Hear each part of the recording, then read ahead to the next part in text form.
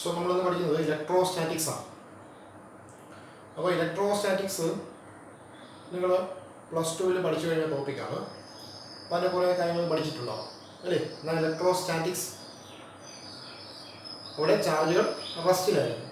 ചാർജുകൾ റെസ്റ്റിലിരിക്കുമ്പോൾ സറൗണ്ടിങ്സിൽ ഉണ്ടാകുന്ന എഫക്റ്റ് അതാണ് നമ്മൾ ഇതിൽ പഠിക്കുന്നത്, ഇലക്ട്രോസ്റ്റാറ്റിക്സിൽ പഠിക്കുന്നത്. അപ്പോൾ ചാർജുകളെല്ലാം തന്നെ റെസ്റ്റിലാണെന്നുള്ള അസംഷനിലാണ് നമ്മൾ എന്ത് ചെയ്യുക പഠിക്കുക ഇലക്ട്രോസ്റ്റാറ്റിക്സ്. അപ്പോൾ ചാർജസിനെ കുറിച്ച് നിങ്ങൾ പഠിച്ചിട്ടുണ്ടാവും. ചാർജസ് രണ്ട് ടൈപ്പ് ഉണ്ട്, പോസിറ്റീവ് ചാർജും നെഗറ്റീവ് ചാർജും. പോസിറ്റീവ് ചാർജുള്ള പാർട്ടിക്കിൾ എക്സാമ്പിളാണ് പ്രോട്ടോൺ, നെഗറ്റീവ് ചാർജുള്ള പാർട്ടിക്കിൾ എക്സാമ്പിളാണ് ഇലക്ട്രോൺ. ലൈറ്റ് ചാർജുകൾ റിപ്പൽ ചെയ്യും, അൺലൈറ്റ് ചാർജുകൾ അട്രാക്ട് ചെയ്യും. പോസിറ്റീവ് റിപ്പൽ ചെയ്യും, നെഗറ്റീവ് റിപ്പൽ ചെയ്യും. ലൈറ്റ് ചാർജസ് റിപ്പൽ, അൺലൈറ്റ് ചാർജസ് ഒന്ന് പോസിറ്റീവ് ഒന്ന് നെഗറ്റീവ് ആണെങ്കിൽ അവരെന്ത് ചെയ്യും, അട്രാക്ട് ചെയ്യും. ഇതൊക്കെ പഠിച്ചിട്ടുണ്ട്. ദെൻ നിങ്ങൾ അഡിറ്റിവിറ്റി ഓഫ് ചാർജസ് പഠിച്ചിട്ടുണ്ട് അല്ലേ. ഒരു സിസ്റ്റം എടുത്തു കഴിഞ്ഞാൽ സിസ്റ്റത്തിൽ ഒന്നിൽ കൂടുതൽ ചാർജ് ഉണ്ടെങ്കിൽ ടോട്ടൽ ചാർജ് എന്ന് പറഞ്ഞാൽ എന്തായിരിക്കും, Q1 + Q2 + Q3 + എക്സെട്ര ആയിരിക്കും. ഇതാണ് അഡിറ്റിവിറ്റി ഓഫ് ചാർജ്. പിന്നെ കൺസർവേഷൻ ഓഫ് ചാർജ് പഠിച്ചു കാണും. Charge can neither be created nor by destroy. ചാർജിനെ ക്രിയേറ്റ് ചെയ്യാനും പറ്റത്തില്ല, ഡിസ്ട്രോയ് ചെയ്യാനും പറ്റത്തില്ല. പിന്നെ ക്വാണ്ടൈസേഷൻ ഓഫ് ചാർജ് പഠിച്ചു കാണും. ചാർജ് എന്ന് പറഞ്ഞാൽ എപ്പോഴും എന്തായിരിക്കും, ± NE. E എന്ന് പറഞ്ഞാൽ ഫണ്ടമെന്റൽ ചാർജിന്റെ മൾട്ടിപ്പിൾ ആയിട്ട് മാത്രമേ കാണാൻ പറ്റുള്ളൂ. അപ്പോൾ നമുക്ക് കണ്ടെത്താൻ പറ്റുന്ന ഏറ്റവും ചെറിയ ചാർജ് E ആണ്, 1.6 × 10⁻⁹ കൂളോം. അപ്പോൾ ഈ ഇലക്ട്രോണിനെ റെപ്രസെന്റ് ചെയ്യുന്നതല്ല, ഈ ഫണ്ടമെന്റൽ ആയിട്ടുള്ള എമൗണ്ടിനെ റെപ്രസെന്റ് ചെയ്യുന്ന ഇലക്ട്രോൺ E. അത് 1.6 × 10⁻⁹ കൂളോമാണ്. നമുക്ക് കണ്ടെത്താൻ പറ്റുന്ന ഏറ്റവും ചെറിയ ചാർജ് ഇതാണ്. പിന്നെ കണ്ടെത്താൻ പറ്റുന്നത് ഇതിന്റെ ഇരട്ടിയാണ്, 2E ആണ്. അതിനിടയ്ക്ക് ഒരു ചാർജ് നമുക്ക് കണ്ടെത്താൻ പറ്റത്തില്ല. അത് കഴിഞ്ഞാൽ പിന്നെ 3E ആണ്, പിന്നെ 4E. അപ്പോൾ ഇതിന്റെ മൾട്ടിപ്പിൾ ആയിട്ടുള്ള ചാർജുകൾ മാത്രമേ എക്സിസ്റ്റ് ചെയ്യുന്നുള്ളൂ. അതാണ് ക്വാണ്ടൈസേഷൻ. അപ്പോൾ ഇതെല്ലാം നമ്മൾ പഠിച്ചിട്ടുള്ളതാണ്. അപ്പോൾ അതൊക്കെ തന്നെ ആദ്യമേ കുറിച്ചുള്ള ഇൻട്രൊഡക്ഷൻ. ദെൻ ചാർജുകൾ തമ്മിൽ എന്താ, അപ്പം രണ്ട് ചാർജ് ആയിട്ടുള്ള ബോഡികൾ കൊണ്ടുവന്നു കഴിഞ്ഞാൽ അവരുള്ളത് ലൈറ്റ് ചാർജസ് ആണെങ്കിൽ അവർ റിപ്പൽ ചെയ്യും, അൺലൈറ്റ് ചാർജസ് ആണെങ്കിൽ എന്ത് ചെയ്യും, അട്രാക്ട് ചെയ്യും. അപ്പോൾ റിപ്പൽഷൻ ആയാലും അട്രാക്ഷൻ ആയാലും അവിടെ ഒരു ഫോഴ്സ് ഉണ്ടാവും അല്ലേ, ഇലക്ട്രോസ്റ്റാറ്റിക് ഫോഴ്സ് ഉണ്ടാവും. രണ്ട് ചാർജുകൾക്കിടയിൽ ഇലക്ട്രോസ്റ്റാറ്റിക് ഫോഴ്സ് ഓഫ് അട്രാക്ഷനും ആവാം, ഇലക്ട്രോസ്റ്റാറ്റിക് ഫോഴ്സ് ഓഫ് റിപ്പൽഷനും ആവാം. അപ്പോൾ ആ ഫോഴ്സ് കണ്ടുപിടിക്കാൻ നമ്മളെ ഹെൽപ്പ് ചെയ്യുന്ന ലായാണ് കൂളോംസ് ലോ അല്ലെങ്കിൽ കൂളോംസ് ഇൻവേഴ്സ് ലോ ആണ്.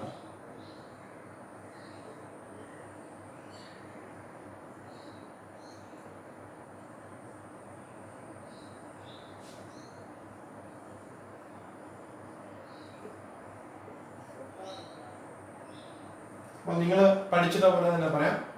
Consider 2 charges Q1 and Q2. Let they are separated by a distance r. അപ്പോൾ ഡിസ്റ്റൻസ് എടുക്കുക സെന്റർ ടു സെന്റർ ആണ്. ദെൻ അപ്പോൾ Q1 എമൗണ്ട് ചാർജും Q2 ചാർജ് നടക്കുന്ന യൂണിറ്റ് കൂളോം ആവും, C കൊണ്ട് റെപ്രസെന്റ് ചെയ്യും. രണ്ട് ചാർജ് ഇരിക്കുകയാണ്, അവർക്കിടയിലുള്ള ഡിസ്റ്റൻസ് r ആണ്, centre to centre distance r ആണെങ്കിൽ according to Coulomb's inverse law the law states that the force is directly proportional to product of the charges Q1 Q2. എന്താണ് അർത്ഥം? എപ്പോഴാണ് പ്രൊഡക്റ്റ് മാറുക? Q1 മാറിയാലും product മാറും, Q2 മാറിയാലും product മാറും. അതിനർത്ഥം ഒന്നാമത്തെ ചാർജിന്റെ അളവ് കൂടുകയാണെങ്കിൽ ഫോഴ്സ് കൂടും, രണ്ടാമത്തെ ചാർജിന്റെ അളവ് കൂടുകയാണെങ്കിൽ ഫോഴ്സ് കൂടും, രണ്ടും കൂടി കൂടും. അപ്പോൾ force is directly proportional to Q1, force is directly proportional to Q2. അപ്പോൾ രണ്ട് ചാർജുകൾ വെച്ചേക്കുന്നു. അതിൽ ഒന്നാമത്തെ ചാർജിന്റെ അളവ് കൂടിയാലും ഫോഴ്സ് കൂടും, രണ്ടാമത്തെ ചാർജിന്റെ അളവ് കൂടിയാലും ഫോഴ്സ് കൂടും. ഒന്നാമത്തെ ചാർജിന്റെ അളവ് കുറഞ്ഞാൽ ഫോഴ്സ് കുറയും, രണ്ടാമത്തെ ചാർജിന്റെ അളവ് കുറഞ്ഞാൽ ഫോഴ്സ് കുറയും. അപ്പോൾ ഒന്ന് കൂടുകയും ഒന്ന് കുറയുകയും ചെയ്താലും അതാണ് ഈ പ്രൊഡക്റ്റ് നോക്കിയാൽ. അപ്പോൾ പ്രൊഡക്റ്റ് കൂടിയാൽ ഫോഴ്സ് കൂടും, പ്രൊഡക്റ്റ് കുറഞ്ഞാൽ ഫോഴ്സ് കുറയും. Then and this force is inversely proportional to, inversely നമുക്ക് പ്രത്യേകിച്ച് സിമ്പിൾ ഇല്ല, ഡയറക്ട്ലി സിമ്പിൾ എടുത്തിട്ട് 1/denominator എഴുതും, square of the distance r² അല്ലേ. Force is inversely proportional to square of the ഡിസ്റ്റൻസിന്റെ സ്ക്വയറുമായിട്ട് ഇൻവേഴ്സ്ലി പ്രൊപ്പോർഷണൽ. അങ്ങനെ ഡിസ്റ്റൻസ് കൂടിയാൽ ഫോഴ്സ് കുറയും, ഡിസ്റ്റൻസ് കുറഞ്ഞാൽ ഫോഴ്സ് കൂടും. ഡിസ്റ്റൻസ് കൂടിയാൽ ഫോഴ്സ് കുറയും, ചാർജ് അകലെയാകില്ല, അപ്പോൾ ഫോഴ്സ് പരസ്പരം പ്രയോഗിക്കുന്ന ഫോഴ്സ് കുറവായിരിക്കും. ഡിസ്റ്റൻസ് കുറയുമ്പോൾ force.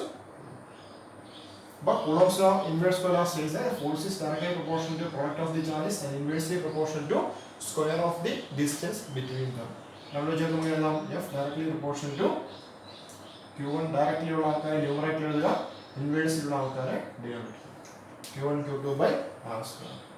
So F is equal to proportionality മറ്റേ കൊണ്ടുകൊടുക്കാം, കോൺസ്റ്റന്റ് കൊടുക്കാം 1 by 4 pi epsilon 0 Q1 Q2 by R square. അപ്പോൾ പ്രൊപ്പോർഷണാലിറ്റി മാറ്റുന്ന കൊടുക്കുന്ന കോൺസ്റ്റന്റ് 1 by 4 pi epsilon 0 ആണ്. അത് 4 pi നമുക്കറിയാം, അത് epsilon 0 എന്താണെന്ന് നമ്മൾ പഠിച്ചിട്ടുണ്ട്, permittivity of free space. Permittivity of free space, free സ്പേസിന്റെ പെർമിറ്റിവിറ്റി. അതിന്റെ വാല്യൂ എത്രയാണ്?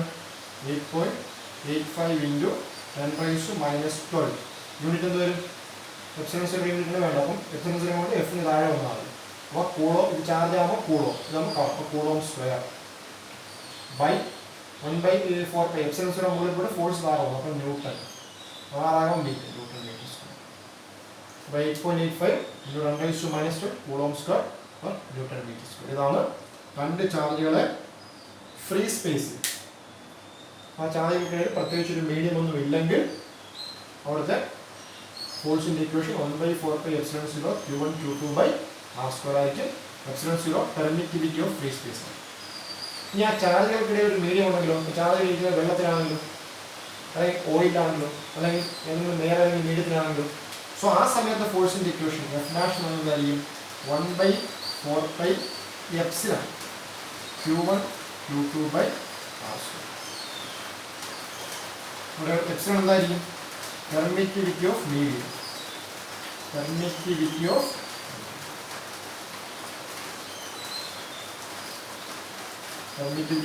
അവിടെയുള്ള വാട്ടറാണ് പെർമിറ്റിവിറ്റി ഓഫ് വാട്ടർ, അവിടെയുള്ള ഗ്ലാസ് ആണ് പെർമിറ്റിവിറ്റി ഓഫ് ഗ്ലാസ്. ആരാണോ ആ ചാർജുകൾക്കിടയിലുള്ള അയാൾ പെർമിറ്റിവിറ്റി. ഇതാണ് കൂളോംസ് ഇൻവേഴ്സ് കോയിലിന്റെ സ്റ്റേറ്റ്മെന്റ്, അതിന്റെ mathematical representation. Force is directly proportional to product of the charges and inversely proportional to square of the distance between them. So F is 1 by 4 pi epsilon 0 Q1 Q2 by R square epsilon 0 permittivity of free space. അതിന്റെ കാര്യം നമുക്ക് വെച്ചേക്കാം.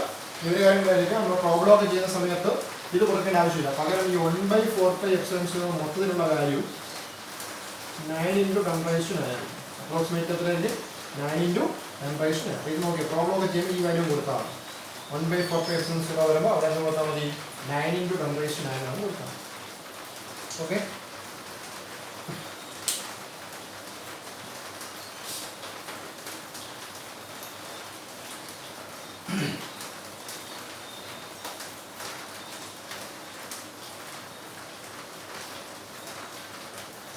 ഇനി നമ്മൾ അടുത്ത രണ്ട് time കൂടി മനസ്സിലാക്കി വെച്ചേക്കുക. പോയിന്റ് ചാർജ്, പോയിന്റ് ചാർജ് എന്നാണ് മനസ്സിലാക്കുക. നമ്മൾ പണ്ട് പോയിന്റ് ഓബ്ജക്റ്റ് പഠിക്കുന്നുണ്ട് അല്ലേ? ഒരു ബോഡിയുടെ സൈസ് അത് ട്രാവൽ ചെയ്യുന്ന ഡിസ്റ്റൻസിനേക്കാൾ വളരെ വളരെ കുറവാണെങ്കിൽ അത് നമ്മൾ എന്ത് പറയും? പോയിന്റ് ഓബ്ജക്റ്റ് എന്ന് പറയും. അതുപോലെ പോയിന്റ് ചാർജ് എന്ന് പറയുമ്പോൾ അവിടെ ഒരു ചാർജിനെ കൊണ്ട് വയ്ക്കുമ്പോൾ അവിടെ ഫോഴ്സ് ഉണ്ടാകാം, ഇലക്ട്രിക് ഫീൽഡ് ഒക്കെ ഉണ്ടാകും. അപ്പോൾ ആ ചാർജ് മൂലം ഉണ്ടാകുന്ന ഇലക്ട്രിക് എഫക്റ്റുകൾ, ആ എഫക്റ്റുകൾ അതിൻ്റെ സൈസുമായിട്ട് ബന്ധപ്പെട്ടില്ലെങ്കിൽ, അവിടുത്തെ ഫോഴ്സ് പറയുമ്പോൾ അല്ലെങ്കിൽ ഇലക്ട്രിക് ഫീൽഡ് പറയുമ്പോൾ നമ്മൾ ഈ ചാർജിന്റെ അളവ് എത്ര കൂളോംബെന്ന് നോക്കിയാൽ മാത്രം മതി.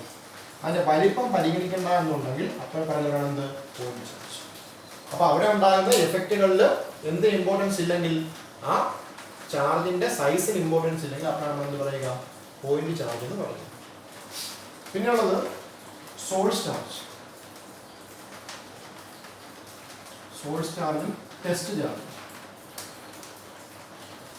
അപ്പോൾ ഏതെങ്കിനെ കുറിച്ചാണ് നമ്മൾ സ്റ്റഡി ചെയ്യുന്നത് അയാളെ പറയുന്നതാണ് സോഴ്സ് ചാർജ്. അപ്പോൾ ഏതെങ്കിലും ഒരു ചാർജിനെ കുറിച്ച് നമ്മൾ സ്റ്റഡി ചെയ്യുന്നു, അതിൻ്റെ അതുമൂലമുണ്ടാകുന്ന ഫോഴ്സ് എത്ര, അല്ലെങ്കിൽ അതുമൂലമുണ്ടാകുന്ന ഇലക്ട്രിക് ഫീൽഡ് എത്ര നമ്മൾ സ്റ്റഡി ചെയ്യും. അപ്പോൾ ആരെ കുറിച്ചാണ് നമ്മൾ സ്റ്റഡി ചെയ്യുന്നത് അയാളെ പറയുന്നതാണ് സോഴ്സ് ചാർജ്. ഈ ഒരു ചാർജിന്റെ എഫക്റ്റുകൾ വേറൊരു ചാർജിനെ കൊണ്ടുവരുമ്പോഴേ നമുക്ക് തിരിച്ചറിയാൻ പറ്റുള്ളൂ.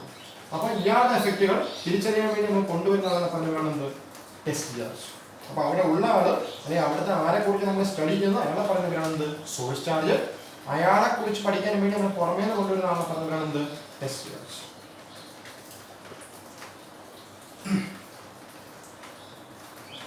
നമുക്ക് അടുത്ത പഠിക്കാനുള്ള ഇലക്ട്രിക് ഫീൽഡ്.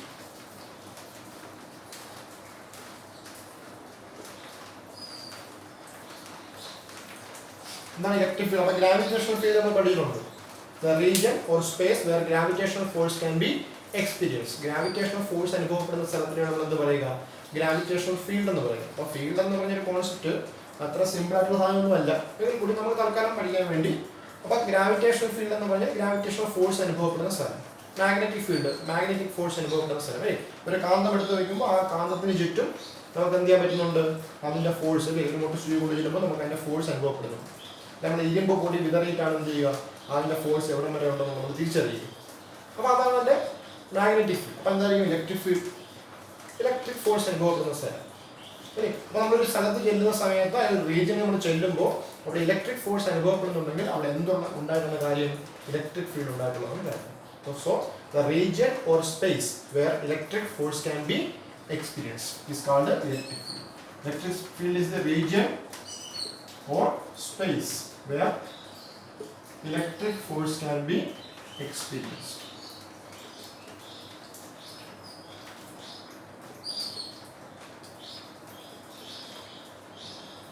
Electric force അനുഭവപ്പെടുന്ന സ്ഥലത്താണ് എന്ത് പറയുന്നത്? ഇലക്ട്രിക് ഫീൽഡ് എന്ന് പറയുന്നത്. അപ്പോൾ ഇലക്ട്രിക് ഫീൽഡൊക്കെ ഉണ്ടാകുന്നത് ലൈറ്റിൻ്റെ സ്പീഡിലൊക്കെയാണ്, നമുക്ക് പിന്നെ പറയാം. അപ്പോൾ റീജിയൻ ഓർ സ്പേസ് വേറെ electric force can be experience. ആ സ്ഥലങ്ങളാണ് എന്ത് പറയുക? ഇലക്ട്രിക് ഫീൽഡ് എന്ന് പറയുന്നത്. സ്വാഭാവികമായിട്ട് ഒരു ചാർജ് കൊണ്ട് വെക്കുമ്പോഴായിരിക്കും എന്ത് ചെയ്യുക? ഈ ഇലക്ട്രിക് ഫോഴ്സ് നമ്മൾ അനുഭവപ്പെടുക. അപ്പോൾ ഒരു ചാർജിന് അറൗണ്ട് അതുണ്ടാവും ഇലക്ട്രിക് ഫീൽഡ് ഉണ്ടാവും. Then next intensity of electric field.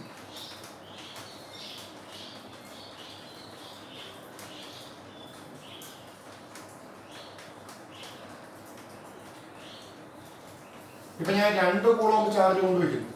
അതിന് ചുറ്റും ഈ ചാർജ് എന്ത് ചെയ്യും? 2 കൂളോം ചാർജ് അതിന് ചുറ്റും വരുന്ന മറ്റു ചാർജുകളിൽ ഫോഴ്സ് ഉപയോഗിക്കും. അപ്പം ഇതിന് ചുറ്റും വരുന്ന ചാർജുകളിൽ ഫോഴ്സ് ഉണ്ട്. അപ്പോൾ ഇവിടെ എന്തുണ്ട്? ഇലക്ട്രിക് ഫീൽഡ് ഉണ്ട്. ഞാൻ 4 കൂളോമിനെ കൊണ്ടുവയ്ക്കുന്നു. അപ്പോൾ അവിടെ ഉണ്ടാവും. പക്ഷേ ഈ 2 കൂളോം മൂലം അതിന് അറൗണ്ട് ആയിട്ടുണ്ടാകുന്ന ഇലക്ട്രിക് ഫീൽഡും 4 കൂളോം മൂലം അറൗണ്ട് ആയിട്ടുണ്ടാകുന്ന ഇലക്ട്രിക് ഫീൽഡും സെയിം ആവില്ല. പോയിന്റ് ചാർജ് ആകുമ്പോൾ ചിലപ്പോൾ ഇലക്ട്രിക് ഫീൽഡിന്റെ ഡിസ്ട്രിബ്യൂഷൻ സെയിം ആയിരിക്കും, ഇലക്ട്രിക് ഫീൽഡിന്റെ പാറ്റേൺ സെയിം ആയിരിക്കും. പക്ഷേ അതിന്റെ പ്രയോഗിക്കുന്ന ഫോഴ്സ് വേറെ. കാരണം ഇത് 2 കൂളോമ്പേ ഉള്ളൂ. ആ 2 കൂളോമ്പ് പ്രയോഗിക്കുന്നതിനേക്കാളുള്ള ഫോഴ്സ് ആർക്ക് പ്രയോഗിക്കാൻ പറ്റും? 4 കൂളോമ്പിന് പ്രയോഗിക്കാൻ പറ്റും. അപ്പോൾ നമ്മൾ പറയും ഈ 4 കൂളോമ്പിന് ചുറ്റുമുള്ള ഇലക്ട്രിക് ഫീൽഡിന്റെ ഇന്റൻസിറ്റി കൂടുതലാണെന്ന് പറയും. കാരണം കൂടുതൽ ഫോഴ്സ് പ്രയോഗിക്കുന്നു. So intensity of electric field അവിടെ പ്രയോഗിക്കപ്പെടുന്ന ഫോഴ്സുമായി ബന്ധപ്പെട്ടതാണ്. സോ എന്താണ് ഇന്റൻസിറ്റി ഓഫ് ഇലക്ട്രിക് ഫീൽഡ് എന്ന് ചോദിച്ചു കഴിഞ്ഞാൽ എത്രയേ ഉള്ളൂ? ഇപ്പോൾ ഈ പോയിന്റ് എടുക്കുന്നത് പി എന്ന് പറഞ്ഞൊരു പോയിന്റ്. ആ പി എന്ന് പറഞ്ഞ പോയിന്റിലേക്ക് 1 കൂളോമ്പിലെ ചാർജിനെ കൊണ്ടുവരിക. 1 കൂളോം ചാർജ് അല്ലെങ്കിൽ യൂണിറ്റ് ചാർജ്. യൂണിറ്റ് ചാർജിനെ കൊണ്ടുവന്നാണ് സങ്കല്പിക്കുക. ആ യൂണിറ്റ് ചാർജിനകത്ത് ഇതുമൂലം ഉണ്ടാകുന്ന force on unit charge. Force on unit charge ആണ് ഈ പോയിന്റിലെ ഇന്റൻസിറ്റി ഓഫ് ഇലക്ട്രിക് ഫീൽഡ്. ഇപ്പം ക്യൂ എന്ന് പറഞ്ഞ പോലെ ഇന്റൻസിറ്റി ഓഫ് ഇലക്ട്രിക് ഫീൽഡ് എന്ന് വെച്ച് കഴിഞ്ഞാൽ ഇവിടെ ആരെ കൊണ്ടുവയ്ക്കുക? Unit charge 1 കൂളോമിനെ കൊണ്ടുവയ്ക്കുക. അപ്പോൾ ആ 1 കൂളോമിനകത്ത് ഉണ്ടാകാവുന്ന ഫോഴ്സ് അതാണ് ഈ point intensity of electric field. അപ്പോൾ ഓരോ പോയിന്റുമാണ് ഇന്റൻസിറ്റി ഓഫ് ഇലക്ട്രിക് ഫീൽഡ് പറയുക. കാരണം പി എന്ന് പറഞ്ഞ പോയിന്റിലെ ഇന്റൻസിറ്റി ആയിരിക്കില്ല ക്യൂ. കാരണം ക്യൂ അല്പം കൂടി അടുത്തായതുകൊണ്ട് കൂടുതൽ ഫോഴ്സ് ഉപയോഗിക്കും. പി ദൂരെ ആയതുകൊണ്ട് കുറച്ച് ഫോഴ്സ് ഉപയോഗിക്കും. ഇതേ ദൂരം ഇവിടെ കൊണ്ടുവച്ചാലും വ്യത്യാസമായിരിക്കും. കാരണം ഇവിടെ ചാർജിന്റെ അളവ് കൂടുതലായതുകൊണ്ട് കൂടുതൽ ഫോഴ്സ് ഉപയോഗിക്കും. അതുകൊണ്ട് ഓരോ പോയിന്റുമാണ് നമ്മൾ എന്ത് ചെയ്യുക? ഇന്റൻസിറ്റി ഓഫ് ഇലക്ട്രിക് ഫീൽഡ് പറയുക. So intensity of electric field at A point. Intensity of electric field at a point is defined as the force acting on unit charge. Force acting on unit charge. Unit ചാർജിനകത്ത് ഉണ്ടാകുന്ന force 1 കൂളോമിൽ ഉണ്ടാകുന്ന force. അപ്പോൾ അത് നമ്മൾ ഈ എന്ന electron കൊണ്ട് represent ചെയ്യും. ഇ ഈസ് ഈക്വൽ ടു 1 കൂളോമിലെ ഫോഴ്സ് വിളിക്കാൻ എന്ത് ചെയ്താൽ മതി? ആകെ ഉണ്ടായ ഫോഴ്സിനെ ആകെ ചാർജിനോട് ഡിവൈഡ് ചെയ്താൽ മതി. ഇപ്പം ഞാൻ ഇവിടെ ക്യൂ എന്ന് പറഞ്ഞ ചാർജിനെ കൊണ്ടുവച്ചു, അതിനകത്ത് ഫോഴ്സ് ഉണ്ടാകും. സോ 1 കൂളോമിലെ കാര്യം കാണാൻ ഫോഴ്സ് വരുന്നു. അപ്പം ഉദാഹരണം പറഞ്ഞാൽ 30 ന്യൂട്ടൺ 6 കൂളോമിൽ കണക്കാണ്. 30 ന്യൂട്ടൺ 6 കൂളോമിലാണെങ്കിൽ 1 കൂളോമിൽ എത്ര? 30/6. അപ്പോൾ 30 അവിടുത്തെ എഫും 6 അവിടുത്തെ ക്യൂബും. അപ്പോൾ F/Q. ഇതാണ് ഇന്റൻസിറ്റി ഓഫ് ഇലക്ട്രിക് ഫീൽഡ്. ഇനി ഇതൊരു വെക്ടർ ക്വാണ്ടിറ്റി ആണ്. അപ്പോൾ F വെക്ടർ ബൈ Q. അപ്പോൾ അതിൻ്റെ യൂണിറ്റ് ന്യൂട്ടൺ പെർ കൂളോം ആണ്. ന്യൂട്ടൺ പെർ കൂളോം ആണ് ഇന്റൻസിറ്റി ഓഫ് ഇലക്ട്രിക് ഫീൽഡ്. അടുത്ത intensity of electric field due to a point charge. ഒരു പോയിന്റ് ചാർജ് മൂലം ഉണ്ടാകുന്ന ഇന്റൻസിറ്റി ഓഫ് ഇലക്ട്രിക് ഫീൽഡ്. നമ്മൾ പോയിന്റ് ചെയ്യാൻ പറഞ്ഞല്ലോ സൈസിനെ കുറിച്ചൊന്നും ബോധേടാവേണ്ട ആവശ്യമില്ല. അതിന്റെ എത്ര കൂളോം ഉണ്ടെന്ന് നോക്കിയാൽ തൽക്കാലം ആ ക്യൂ ആണ് തരുന്നത്. ആ അവിടുത്തെ ചാർജ് എത്തുന്നത് അപ്പോൾ ക്യൂ എന്ന് പറഞ്ഞ പോയിന്റ്. അപ്പോൾ ഇത് ചാർജ് ആണല്ലോ. അപ്പോൾ ഈ ചാർജ് അറൗണ്ടായിട്ട് എന്തുണ്ടാവും? ഇലക്ട്രിക് ഫീൽഡ് ഉണ്ടാവും. ഞാൻ ഇലക്ട്രിക് ഫോഴ്സ് അനുഭവപ്പെടുന്ന സ്ഥലം, ഇയാൾ മൂലം ഇലക്ട്രിക് ഫോഴ്സ് അനുഭവപ്പെടുന്ന സ്ഥലം ഉണ്ടാവും. അതാണ് ഇയാളുടെ ഇലക്ട്രിക് ഫീൽഡ്. അപ്പോൾ ആ ഡിസ്റ്റൻസ് അകലെ പി എന്ന് പറഞ്ഞ പോയിന്റ് ഉണ്ട്. ആ ഡിസ്റ്റൻസ് അകലെ പി എന്ന് പറഞ്ഞ പോയിന്റ് ഉണ്ട്. ഇവിടുത്തെ ഇന്റൻസിറ്റി ഓഫ് ഇലക്ട്രിക് ഫീൽഡ് ആണ്. അപ്പോൾ ഇലക്ട്രിക് ഫീൽഡ് ആണ് ഇതിന് ഇതിന് ഫോഴ്സ് ഉപയോഗിക്കാൻ കഴിയുന്ന സ്ഥലം എല്ലാം വെച്ചത്. അപ്പോൾ 3 ഡയമെൻഷൻ ആണ് സ്ഥലമാണ് ഇതിന്റെ ഇലക്ട്രിക് ഫീൽഡ്. അപ്പോൾ നമുക്ക് ആറ് അകലെ പി എന്ന് പറഞ്ഞൊരു പോയിന്റ് ഉണ്ട്. അപ്പോൾ ആ പോയിന്റ് ഇന്റൻസിറ്റി എത്ര നമുക്ക് അറിയണം. അപ്പോൾ ഈ എത്രയായിരിക്കും? ഈ intensity of electric field at P. Intensity of electric field at P എന്നാണ് force acting on unit positive test charge. Unit ആകുമ്പോൾ 1 കൂളും. പോസിറ്റീവ് ചാർജിൻ്റെ കാര്യം പോസിറ്റീവ് ചാർജ് ഉണ്ട്, നെഗറ്റീവ് ചാർജ് ഉണ്ട്. പോസിറ്റീവ് ചാർജിനെ കൊണ്ടുവരുന്നതിന് നേരെ തിരിച്ചുള്ള എഫക്റ്റ് ആയിരിക്കും നെഗറ്റീവ് ചാർജിനകത്ത്. പോസിറ്റീവ് ചാർജിനകത്ത് റൈറ്റിലേക്ക് ഫോഴ്സ് ഉണ്ടാകുമെങ്കിൽ നെഗറ്റീവ് ചാർജിനകത്ത് ലെഫ്റ്റിലേക്ക് ഫോഴ്സ് ഉണ്ടാകും. അപ്പോൾ രണ്ടും കൂടെ വെച്ചുമ്പോൾ പറയാൻ പറ്റാത്തതുകൊണ്ട് എല്ലാ കാര്യങ്ങളും നമ്മൾ പറയുന്നത് പോസിറ്റീവ് ചാർജിനെ വെച്ചിട്ടായിരിക്കും. ടെസ്റ്റ് ചാർജ് എന്ന് പറയുന്ന കാര്യം മനസ്സിലായാലും ഇതാണ് ഇതിനെക്കുറിച്ച് നമ്മൾ സ്റ്റഡി ചെയ്യുന്നത്. അപ്പോൾ ഇതാണ് സോഴ്സ് ചാർജ്. അപ്പോൾ ആ സ്റ്റഡി ചെയ്യാൻ വേണ്ടി പുറമേനെ കൊണ്ടുവരുന്ന ആളാണ് എന്ത്? Test charge. അപ്പോൾ പുറമേനെ കൊണ്ടുവരുന്ന ആരാണ്? +1 കൂളോം ചാർജ്. അപ്പോൾ force acting on unit positive test charge. അപ്പം ഇവിടെ ഒരു യൂണിറ്റ് പോസിറ്റീവ് ടെസ്റ്റ് ചാർജ് ഉണ്ടെങ്കിൽ അതിനകത്തുണ്ടാകുന്ന ഫോഴ്സിനെയാണ് ഇയാൾ മൂലമുള്ള ഇന്റൻസിറ്റി എന്ന് പറയുന്നത്. ഇവിടെ ആരുള്ളതായി സങ്കല്പിക്കുക? 1 കൂളോം ചാർജ് ഉള്ളതായി സങ്കല്പിക്കുക. അതിൻ്റെ unit positive test charge +1 coulomb charge ഉള്ളതായി സങ്കല്പിക്കുക. അപ്പോൾ അതിനകത്തുണ്ടാകും ഫോഴ്സ്. അപ്പോൾ ഇവിടെ Q, ഇവിടെ 1. അപ്പോൾ ആ ഫോഴ്സിൻ്റെ ഇക്വേഷൻ എന്തായിരിക്കും? 1/4πε0 ഇവിടുത്തെ ചാർജ് Q ഇൻറ്റു ഇവിടുത്തെ 1/r², അല്ലെങ്കിൽ 1/4πε0 Q/. ഇതാണ്. അപ്പോൾ Q എന്ന് പറഞ്ഞ ചാർജിൽ നിന്നും r അകലെയുള്ള പോയിന്റിലെ ഇന്റൻസിറ്റി ഓഫ് ഇലക്ട്രിക് ഫീൽഡ് എത്രയായിരിക്കും? 1/4πε0 Q/r². ഇനി വെക്ടർ ക്വാണ്ടിറ്റി ആണെങ്കിൽ നമുക്ക് എന്ത് എഴുതാം? 1/4πε0 Q/r². അപ്പോൾ 1/4πε0 Q/r²ന്റെ വില r ക്യാപ്പിന്റെ ഡയറക്ഷൻ അങ്ങോട്ട്. ഈ വെക്ടർ സൂചിച്ച ഡയറക്ഷൻ r. അപ്പോൾ ചാർജ് നെഗറ്റീവ് ആണെങ്കിൽ ഇലക്ട്രിക് ഫീൽഡ് അകത്തേക്കായിരിക്കും. ചാർജ് പോസിറ്റീവ് ആണ് ഇലക്ട്രിക് ഫീൽഡ് പുറത്തേക്കായിരിക്കും. ചാർജ് പോസിറ്റീവ് ഇലക്ട്രിക് ഫീൽഡ് പുറത്തേക്ക് r ക്യാപ്പ് അങ്ങോട്ട്, അല്ലെങ്കിൽ മറ്റൊന്ന് എന്ത്? -r ക്യാപ്പ് അകത്തേക്ക്. Now intensity of electric field into a point. Electric field is a region or space where electric force can be experienced. Intensity of electric field is a force acting on a unit charge. ഒരു point ചാർജിനുള്ളത് അതാണ് 1/4πε0 Q/r².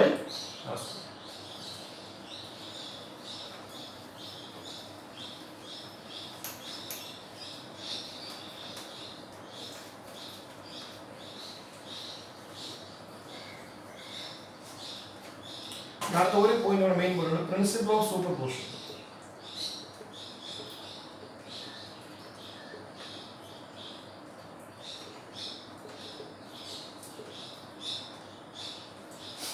ഇപ്പോൾ ഇവിടെ കുറേ ചാർജുണ്ട്. അപ്പോൾ Q1 എന്ന് പറഞ്ഞ charge ഉണ്ട്, Q2 എന്ന് പറഞ്ഞ ചാർജ് ഉണ്ട്, Q3 എന്ന് പറഞ്ഞ ചാർജ് ഉണ്ട്. അപ്പോൾ Q1 മൂലം ഇലക്ട്രിക് ഫീൽഡ് ഉണ്ടാവും, Q2 മൂലം ഉണ്ടാവും, Q3 മൂലമൊക്കെ ഉണ്ടാവും. അപ്പോൾ ഞാൻ തിരുവനന്തപുരത്തേക്ക് മറ്റൊരു ചാർജിനെ കൊണ്ടുവരുന്നു. ഇപ്പോൾ ഞാൻ എന്ത് ചെയ്യും? ഒരു Q എന്ന് പറഞ്ഞ ചാർജിനെ കൊണ്ടുവരും.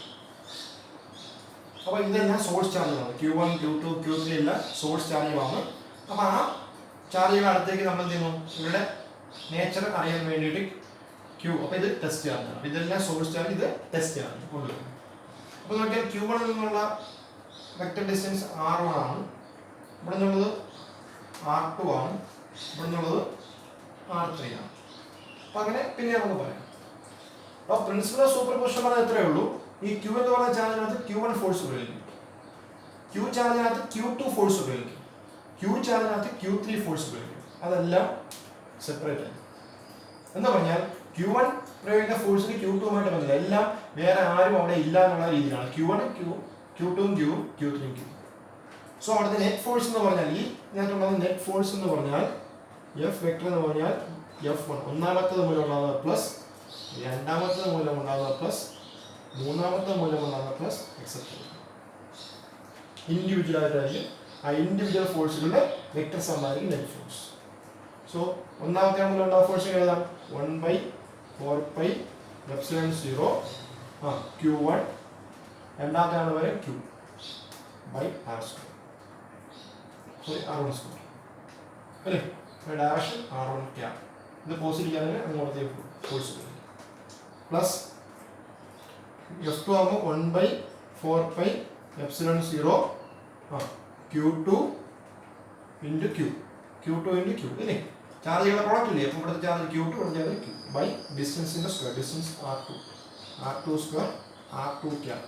ഇത് യൂണിറ്റ് വെക്ടർ ആണ്. യൂണിറ്റ് വെക്ടർ ആകുമ്പോൾ അതിൻ്റെ വാല്യൂ മാഗ്നിറ്റ്യൂഡ് 1 ആണ്. അപ്പോൾ വിലയ്ക്ക് വ്യത്യാസം ഉണ്ടാകും. Plus 1/4πε0 Q3 Q by R3 square R3 plus etc. is equal to എല്ലാത്തിനും കോമൺ ആയതുകൊണ്ട് Q by 4πε0 ബാക്കി Q2 by R2 square R2 cap plus Q1 by R1 square R1 cap plus Q2 by R2 square R2 cap plus Q3 by R3 square R3 cap plus etc. ഇതായിരിക്കും net force on Q. Qയിലുണ്ടാകുന്ന net force. Qയിലുണ്ടാകുന്ന net force ആയിരിക്കും.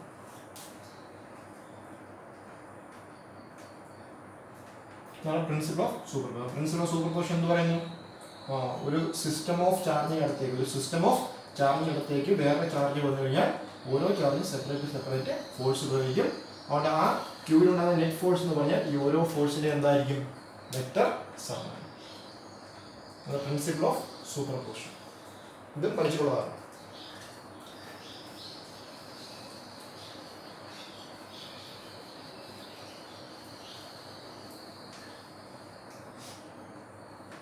Then next,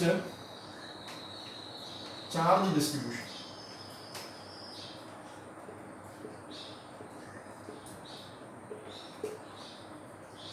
continuous charge distribution ആണ്. അപ്പോൾ നമ്മുടെ point എല്ലാ സമയത്തും point charge തന്നെ വേണമെന്നില്ല അല്ലേ? എല്ലാം കൂടെ ഒരു പോയിന്റ് കോൺസെൻട്രേറ്റ് ചെയ്യണമെന്നില്ല. അപ്പം ആ ചാർജ് ഡിസ്ട്രിബ്യൂഷൻ ആണ്. 3 ടൈപ്പ് ചാർജ് ഡിസ്ട്രിബ്യൂഷൻ ആണുള്ളത്. Linear charge distribution, surface charge distribution, volume charge distribution.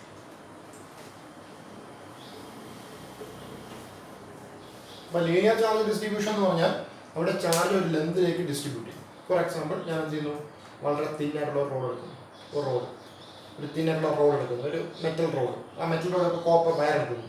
ആ കോപ്പർ വയറിനകത്ത് ഞാനൊരു ചാർജ് കൊടുത്തു കഴിഞ്ഞാൽ ആ ചാർജ് എന്ത് ചെയ്യും? ആ കോപ്പർ വയറിൻ്റെ എൻ്റയർ ലെന്തിൽ ഡിസ്ട്രിബ്യൂട്ട് ചെയ്യും. അപ്പോൾ അതിനെ എന്ത് വിളിക്കാം? ലീനിയർ ചാർജ് ഡിസ്ട്രിബ്യൂഷൻ വിളിക്കാം. ഇനി ഞാനൊരു മെറ്റൽ സ്ഫിയർ എടുക്കുന്നു, ഹോളോ സ്ഫിയർ ആയിക്കോട്ടെ, കണ്ടക്ടിങ് സ്ഫിയർ ആയിക്കോട്ടെ. ഞാനൊരു മെറ്റൽ സ്ഫിയർ എടുക്കുന്നു, അതായത് മെറ്റൽ പ്ലേറ്റ് എടുക്കുന്നു. അവിടെ ഞാൻ ചാർജ് കൊടുക്കുന്നു. ആ കൊടുക്കുന്ന ചാർജ് ആ സർഫസിലായിരിക്കും എന്ത് ചെയ്യുക? ഡിസ്ട്രിബ്യൂട്ട് ചെയ്യും. അപ്പോൾ നമ്മൾ എന്ത് വിളിക്കും? സർഫസ് ചാർജ് ഡിസ്ട്രിബ്യൂഷൻ വിളിക്കും.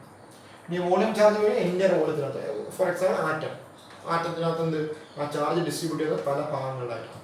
അല്ലേ? Electron charge distribute first shell, second shell, അങ്ങനെ. അപ്പോൾ വോളിയം ചാർജ് ഡിസ്ട്രിബ്യൂഷൻ. അപ്പോൾ ചാർജ് ഡിസ്ട്രിബ്യൂഷൻ 3 ടൈപ്പ് ആവാം. കണ്ടിന്യൂസ് ചാർജ് ഡിസ്ട്രിബ്യൂഷൻ ആണ്, ലീനിയർ ചാർജ് ഡിസ്ട്രിബ്യൂഷൻ ആവാം, സർഫസ് ചാർജ് ഡിസ്ട്രിബ്യൂഷൻ ആവാം. അപ്പം മെയിനായിട്ട് ലെന്തിലാണ് ഡിസ്ട്രിബ്യൂട്ട് ചെയ്തെങ്കിൽ നമ്മൾ എന്ത് വിളിക്കണം? Linear charge distribution. സർഫസിലാണെങ്കിൽ സർഫസ് ചാർജ് ഡിസ്ട്രിബ്യൂഷൻ. എൻ്റെ വോളിയത്തിലാണെങ്കിൽ വോളിയം ചാർജ് ഡിസ്ട്രിബ്യൂഷൻ. ഇവിടെ 3 ടൈം കൂടി നമുക്ക് പഠിക്കാറുണ്ട്. ലീനിയർ ചാർജ് ഡിസ്ട്രിബ്യൂഷനുമായി ബന്ധപ്പെട്ടുള്ള പഠിക്കുന്ന ടൈമാണ് linear charge density.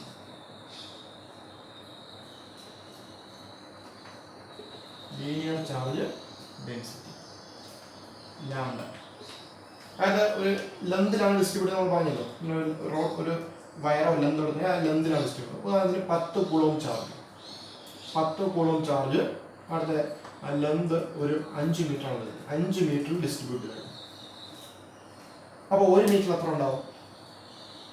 10/5, 2 coulomb per metre. 1 metre 2 coulomb വെച്ചിട്ട് 5 മീറ്റർ 10. ഈ സാധനത്തിനാണ് എന്ത് വിളിക്കുക? Linear charge density. So linear charge density is defined as the charge per unit length. 1 metre എത്രയാണ്? 5 മീറ്റർ 10 ഉണ്ട്, അതല്ല വിഷയം. ലീനിയർ ചാർജ് 1 മീറ്റർ എത്രയുണ്ട്? അപ്പോൾ 10/5. So lambda is equal to Q/U. Charge per length. Charge per length 1 metre എത്രയാണ്? അതിന്റെ unit എന്ത് വരും? Coulomb per metre. സി വലുതാണ്, സെന്റിമീറ്റർ ഇൻവേഴ്സ് എഴുതുന്നത് കൂളോം പെർ മീറ്റർ ആണ്. സി വലുതും എം ചെറുതും. ഇനി ഇത് യൂണിഫോം ഡിസ്ട്രിബ്യൂഷൻ ആണ്. നോൺ യൂണിഫോം ഡിസ്ട്രിബ്യൂഷൻ, അതായത് ഒരേ കണക്ക് ചാർജ് ഡിസ്ട്രിബ്യൂട്ട് ചെയ്തൊക്കെയാണ്. നോൺ യൂണിഫോം ഡിസ്ട്രിബ്യൂഷൻ ആണെങ്കിൽ dq/d, സ്മാൾ ഡിസ്ട്രിബ്യൂഷൻ dq/d അല്ലേ. ഇവിടെ നിന്ന് dq എന്ന് വരും, dq is equal to lambda dl. Therefore q is equal to integral dq. Integral dq is equal to integral lambda dl. ഇതാണ് linear charge density. ഇതേപോലെ നമുക്ക് അടുത്ത് എന്താ പറയാം? സർഫസ് ചാർജ് ഡെൻസിറ്റി പറയാം. Surface charge density sigma. അപ്പോൾ വേറെ ഒന്നുമില്ല, ഇവിടെ എന്തായിരിക്കും? ഒരു ഏരിയ ആയിരിക്കും തരുന്നത്. അപ്പോൾ ചാർജ് ഒരു ഏരിയയിലായിരിക്കും ഡിസ്ട്രിബ്യൂട്ട് ചെയ്യുന്നത്. അപ്പോൾ അതിനിപ്പോൾ Q is equal to 10 കൂളും. ഒരു ഏരിയയിൽ ഡിസ്ട്രിബ്യൂട്ട് ചെയ്യുന്നത്. അപ്പോൾ എത്ര? ഒരു 4 metre square, 4 metre square 10 coulomb. അപ്പോൾ 1 മീറ്റർ സ്ക്വയർ എത്ര? 10/4, 2.5 കൂളോം പെർ മീറ്റർ സ്ക്വയർ. ഇതിനെയാണ് സർഫസ് ചാർജ് ഡെൻസിറ്റി എന്ന് പറയുന്നത്. യൂണിറ്റ് ഏരിയയിലുള്ള ചാർജിൻ്റെ അളവ്, യൂണിറ്റ് ഏരിയയിലുള്ള charge per unit area, charge per unit area. So sigma is equal to charge by area. ഇനി sigma is equal to non uniform distribution ആണെങ്കിൽ dq/ds. അപ്പോൾ സ്മാൾ ഏരിയ ഡി എ ആണെങ്കിൽ എഴുതാം. ഡി എന്ന് എഴുതിയാലും മതി, ഡി എസ് ഡി എ എന്ന് എഴുതിയാലും മതി. ഡി എ എഴുതാം, ഡി എസ് കൊടുക്കും. അപ്പോൾ യൂണിറ്റ് എന്ത് വരും? Coulomb metre raise to -2. Coulomb metre raise to -2. അപ്പോൾ ഇവിടെ നിന്ന് dq is equal to sigma dA. Therefore q is equal to integral dq is equal to integral sigma surface integral. അടുത്ത volume charge density. അപ്പം ബാക്കി നിങ്ങൾക്ക് പറയാനുള്ളതേ ഉള്ളൂ. Volume charge density rho. അപ്പോൾ ചാർജ് വോളിയത്തിലായിരിക്കും. അപ്പോൾ യൂണിറ്റ് വോളിയത്തിലുള്ള charge per unit volume, charge per unit വോളിയത്തിനാണ് എന്താ പറയുക? Q/V. വോളിയം ചാർജ് ഡെൻസിറ്റി എന്ന് പറയുക കൂളോ മീറ്റർ റൈസ് ടു -3. അപ്പോൾ നോൺ യൂണിഫോം ആണെങ്കിൽ dq/dV ആയിരിക്കും. അവിടെ നിന്ന് dq